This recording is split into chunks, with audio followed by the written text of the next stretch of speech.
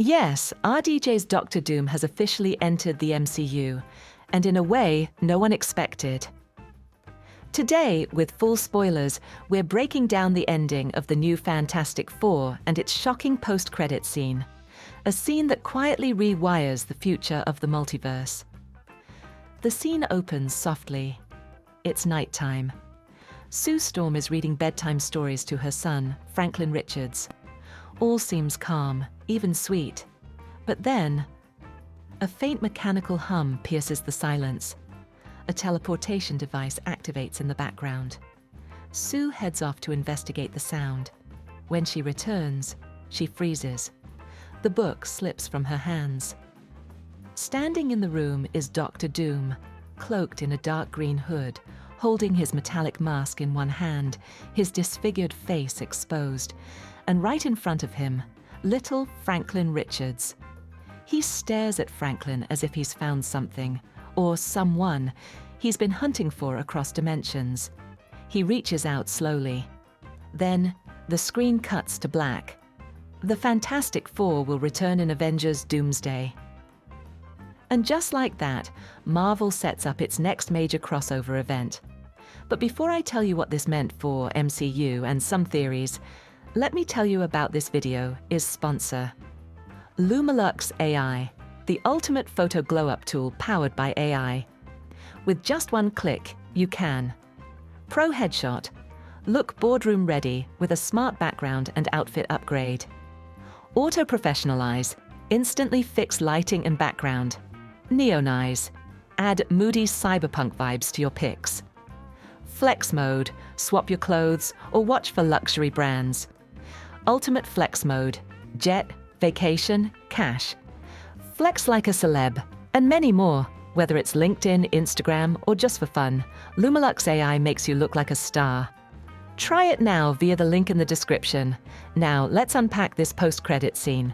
We never see RDJ's face as Dr. Doom, but based on leaks and Marvel's own narrative style, it's clear this isn't just a Doom.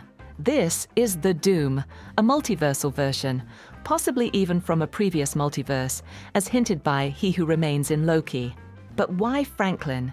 In the comics, Franklin Richards is one of the most powerful beings in the Marvel Universe. He can create universes, he's beyond Omega level. And in Secret Wars, 2015, he restores the entire multiverse with help from Molecule Man. That's what makes this post-credit scene so chilling. Doom isn't here to destroy the multiverse. He may be here to shape it. And Franklin could be the key. And here's what Marvel didn't show, but heavily implied. Sue Storm once had a complicated, one-sided romantic history with Doom in the comics. Now he's in her home, standing over her child. No words are exchanged between Sue and Doom in this scene, but the tension speaks volumes. Is he here to steal Franklin? Or is he here to save him, to use him? The teleportation device is our clue. If Doom entered this universe that way, he's not from their world. And if he's not from their world, he might be from outside this multiverse entirely, a holdover from an older cosmic cycle. Yes, we're talking about a Doom who predates the MCU itself. Now remember what He Who Remains told us in Loki. Timelines were being pruned to prevent the birth of Kang, a descendant of Reed Richards and someone inspired by Dr. Doom. So, what if the TVA pruned both Doom and Richards from the timeline entirely? And now that the multiverse is spiraling out of control, their timelines are resurfacing. Marvel might be setting up the biggest retcon in MCU history, one that explains why we haven't seen Doom or Franklin until now. Here's the wild part. There's a theory, and it has traction, that RDJ's Doom is actually the Doom from the previous multiverse, and that the TVA reincarnated him as Tony Stark in Earth 16. Remember how He Who Remains talked about reincarnation? He already did it with Victor Timely. Why not with Doom? This would explain why Doom instantly understands Stark tech, and why he'll eventually hijack the systems Tony built. He was Tony, or at least a version of him.